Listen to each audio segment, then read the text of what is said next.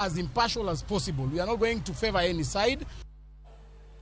Kapod wantiere weche matimore county ma Nairobi, Bama Nairobi, tulo no muoch e chiro ma Bama okinyi ma kawuono. Kobila rakore kod ohala ma Bama mane bago ng'anyo ka gikwedo nengo momedore mar osuru michulo ne county. Jalogo wacho ni nengo med gi atamalo maduong'. Ahinya jo us dhok kod ringo ka jalogo ywak ni midhiero mokwako chiro no ikelo kod tend county ma Nairobi. Ywak ni kopogore kod nengo moidho. Sani koro county ka osuru kuom fuoni mopogore mag dhok kaka wich, pien e kin fuoni mamoko ma ichulo mopogore opogore. Jolagi koro dwaro mondo gavana ma Nairobi Johnson Sakaja donje wachno kendo resgi kuom osigo mapekni magiwacho ni nyalo miyo gilor ohandgi.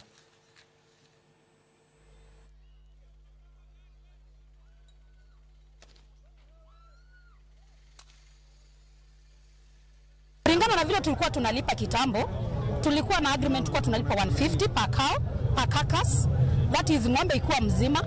Na so far kwa nao wametuongeza tunalipa 300 per carcass, na plus kwa hiyo carcass bado imegawanishwa, iko na matumbo inalipiwa kando, makajagia miguu iko kando, vichwa iko kando, na ngozi pia. Ile tunasema si halali kwa mtu wa biashara, manake anafinyika. Kununua nyama before uuze umechomeka dhao mbili before hata kama hiyo nyama vile tu imechinjwa tu hivyo before ifike hadi Bama umechoma already.